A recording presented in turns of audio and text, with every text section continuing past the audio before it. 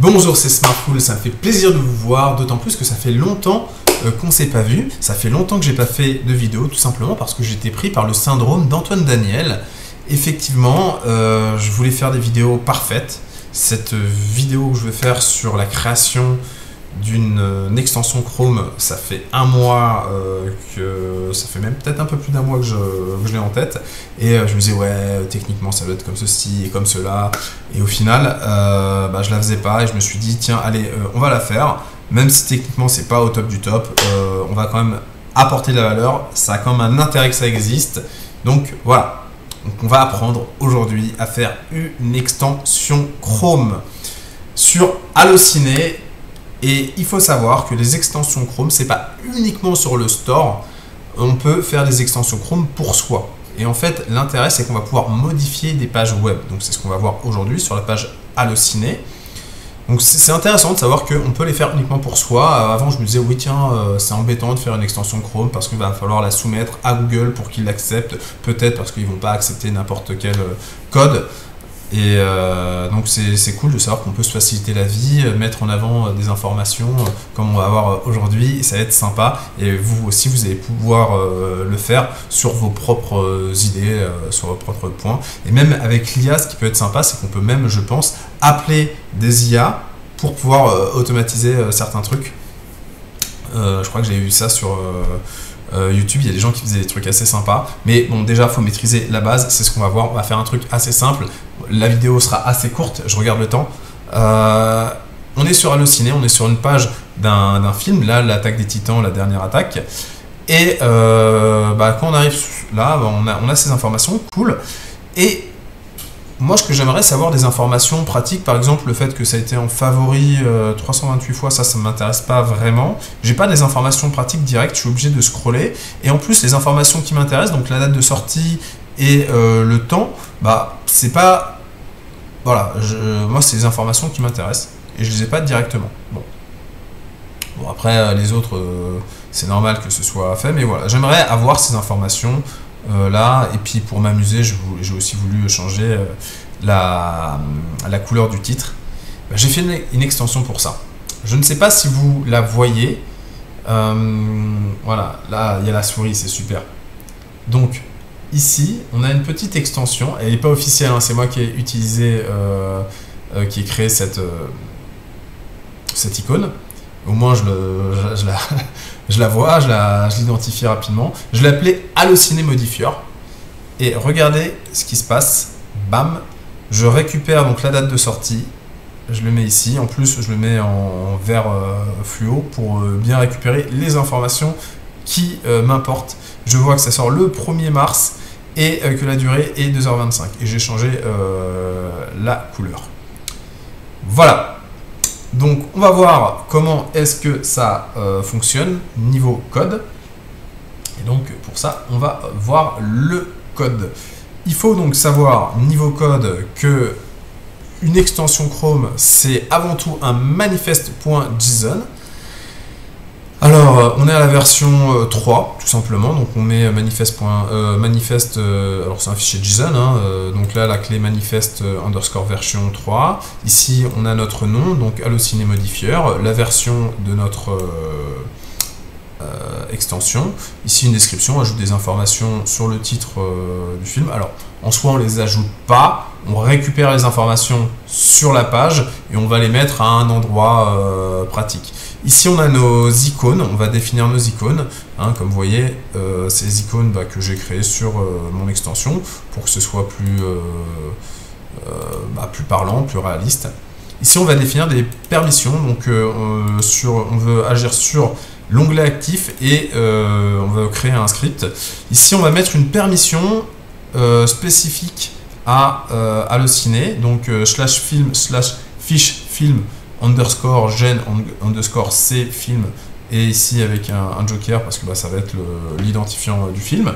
Le but, c'est que notre script ne puisse, d'un point de vue sécurité, ne puisse s'exécuter que sur les fiches de film, parce que de toute façon c'est uniquement pertinent dans ce cadre là. Donc on veut pas que ça se puisse, on n'a pas envie que le content.js, c'est là où il y a le contenu principal de notre cool de la souris fonctionne,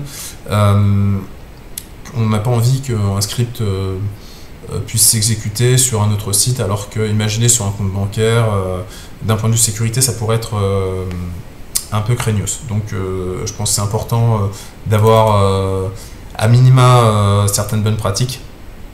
Ici on définit l'action, donc l'action se fait sur l'icône, hein, quand on clique sur l'icône d'Halluciné, enfin sur l'extension de sur l'icône de notre extension, qui a donc l'image, hein, icône 48. Je me suis pas trop pris la tête pour le nom.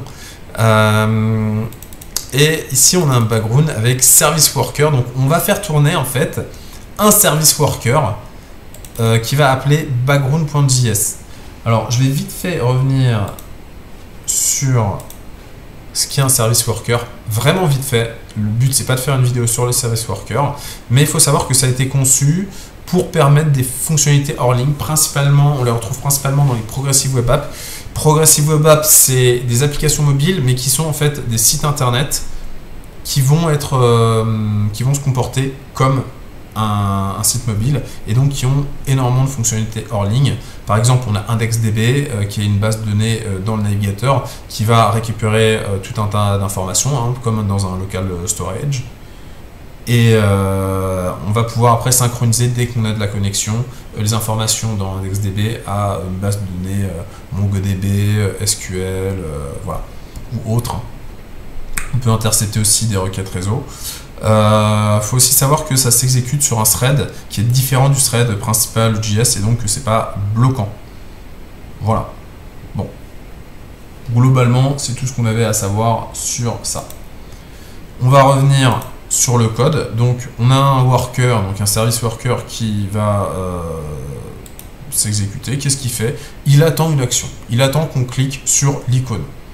Voilà, il y a un add listener, et quand on clique sur l'icône, et on a un objet tab, hein, qui veut dire grosso modo onglet, qui va vérifier qu'on est bien, alors une double sécurité, il y a la permission plus le code qui vérifie qu'on est bien sur Halluciné et sur fishfilm _gen_ cfilm égal. Bon, là on fait un include, donc c'est pour ça qu'on n'est pas obligé de faire le joker pour qui serait donc l'ID du film.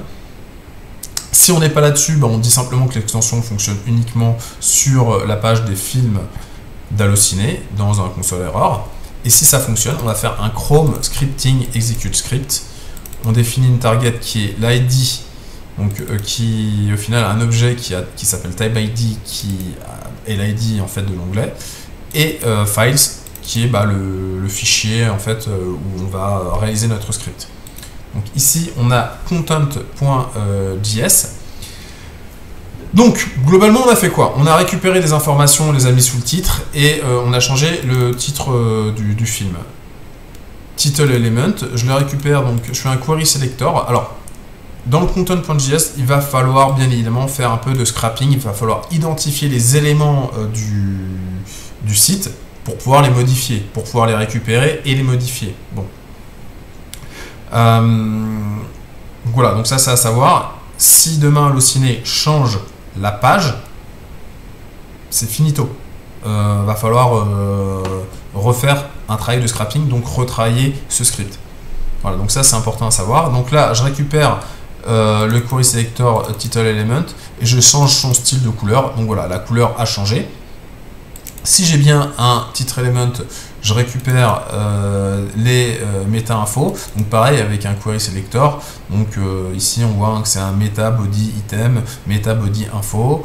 Si j'ai bien mon meta info, je fais un query selector là-dessus. Alors là c'était un peu complexe. Il y avait voilà, des fois le scrapping c'est pas forcément très simple. Alors peut-être que ça vous semble simple, hein, ce que vous avez vu, parce que voilà, on a simplement rajouté en fait une ligne et changé la couleur, mais il y a ce travail qui est un peu voilà, qui est pas trivial pour le coup. Donc on prend le premier enfant du lien, on récupère son texte, on le trim, c'est-à-dire qu'on enlève les espaces qu'il y a devant, et on récupère le date element. Voilà, donc pour vous dire, hein, le méta-info, globalement, on va revenir sur le site, quand même, pour qu'on soit un peu plus... le méta-info, c'est ce qu'on va récupérer là-dedans. Donc hein, ici, on a la date en salle. Si c'était en VD, il y aurait écrit en VOD. Ici, bah, il y a la durée. Et puis, il y a le genre. Il me semble que c'est ça, un méta-info. Voilà, donc là, on va revenir sur le code. Très bien. Donc, ici on récupère date element. Et il y avait un comportement un peu bizarre. Donc, dans meta info, on récupère child node. Et dans les child node, là, on recherche le texte correspondant à la durée. Donc là, on a récupéré facilement la date. Mais, parce qu'en fait, bah, c'était le premier élément. Mais si on veut récupérer après les autres informations, c'était un peu plus complexe. Donc ici, j'ai dû faire un for each de chaque nœud et de dire, tiens, je veux en fait qu'il y ait la lettre H. Pourquoi? Parce qu'il y a 2 heures ou 1 heure. Donc je savais qu'il y avait un H. Donc pour ça, je veux que le node type soit un node text node et qu'on ait dans ce text node H. Et vu que je sais que c'est le premier élément que je vais avoir, parce qu'on me dit mais H tu peux l'avoir aussi dans le genre, oui mais en fait, vu que j'avais ma date, et après j'ai un slash l'heure, bah, je sais que c'est le premier élément textuel que je vais avoir qui va obtenir un H qui sera bah, le temps.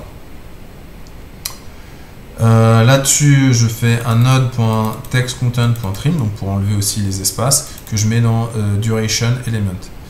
Ici, bah, si j'ai mon date element et mon duration element, vérifie si l'élément existe déjà pour éviter les doublons. Bon, oui, bien évidemment. Donc,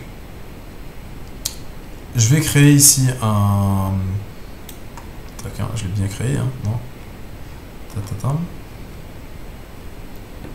Oui, d'accord. En gros, ici, je vais créer un ID. Tac. Ici, je crée un info halluciné. Bon, s'il existe déjà, je ne vais pas le recréer. Hein, je n'ai pas envie d'avoir de doublons. Donc, si il n'y en a pas, je vais le créer. Donc, je crée un info element qui est une div. Je lui donne l'ID info halluciné. Donc ça, ce que je crée, c'est la ligne qu'on a juste en dessous le titre. Je lui mets du style, donc vous voyez, hein, info. Alors là, c'est vraiment de l'interaction avec le DOM. On est vraiment dans du JS avec l'interaction avec le DOM direct. Donc un style, je lui mets un margin top, un margin bottom de 10 px. Je lui mets une fonte de 20 px, légèrement en gras. Je définis sa couleur, voilà. Et ici, je crée en fait un release date highlight, donc qui est un span. En le mettant en... Alors là, je définis ça pour la release date, donc la date de sortie, et pour la durée du film, qui est aussi un span, qui a la même couleur, hein, donc ce vert fluo, pour qu'on puisse le voir rapidement et savoir, ok, cool. Une fois que j'ai ça, donc je crée un info element.textContent. J'écris date de sortie, je fais un release date text content égale à date element, donc qui est bah, la date que je veux. Sur mon info element, je rajoute en fait un enfant. Donc mince, qu'est-ce qu'il m'a fait là? Excusez-moi. C'est bien VS Code, mais des fois il a des comportements un peu. Ici donc je rajoute mon release date highlight à mon info element. Ici, je crée duration text title, je crée un text node, voilà, pour dire bah, slash durée. Je rajoute ce duration text title, je fais un append child au info élément. Je crée ici mon duration highlight text content qui est égal à duration element. Voilà. Donc c'est ce qu'on a récupéré ici. Ici je fais l'append child et donc dans info element, donc qui est notre div, on a créé tout ça. un peu tiré par les cheveux, un peu complexe, bah, c'est le JS avec l'interaction sur le DOM, hein. C'est pour ça qu'on a créé après d'autres outils comme React, comme Svelte, comme Vue, comme Angular. On a créé tout un tas de frameworks pour faciliter l'interaction avec le DOM, parce qu'effectivement, de base, le JS Vanilla, c'est pas simple. Donc là, on voit que quand même, le fait de connaître du JS Vanilla, ça nous permet quand même de faire une extension Chrome assez facilement, assez rapidement. J'imagine qu'on peut utiliser du React ou enfin des frameworks pour pouvoir créer une application, une extension Chrome. Et on le voit, hein, c'est quand même plus simple si on s'y connaît. Bon là c'est un peu lourd effectivement. Je pense qu'avec des fonctions on pourrait faciliter les choses. Comme je l'ai dit, le but c'était de tester, voir comment ça fonctionnait. Et voilà, si on veut faire un truc plus compliqué, effectivement, il faudrait simplifier tout ça si on veut vraiment personnaliser lourdement une tâche. Après, moi, je vous conseille pas de passer non plus trop de temps là-dessus, comme je vous ai dit. Hein, là, alors ça, c'est moi qui l'ai créé, mais si ça change, ça ne fonctionne plus. Donc, il y a une modification dans le site, ça ne fonctionne plus. Il faut revoir le travail de qu'on fait avec les query selectors ici. Là, il faut revoir ce travail de scrapping.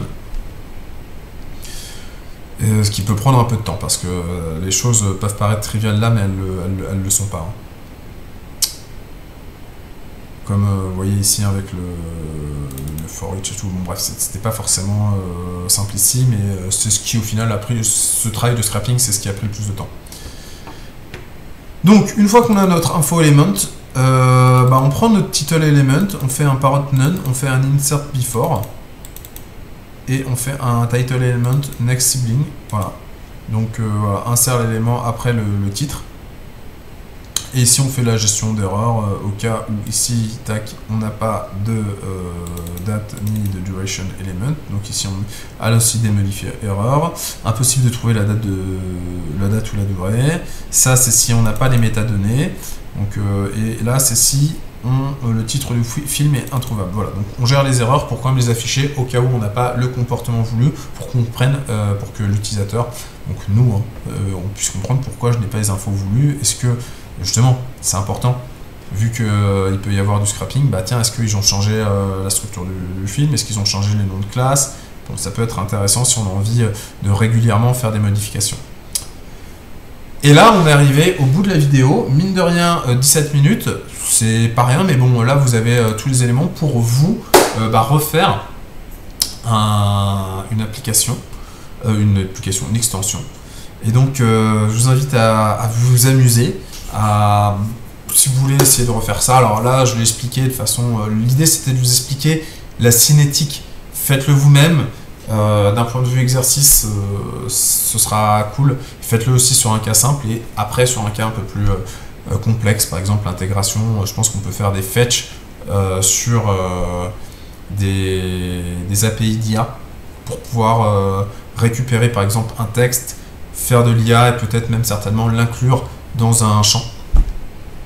Ça peut pour pouvoir créer, je sais pas,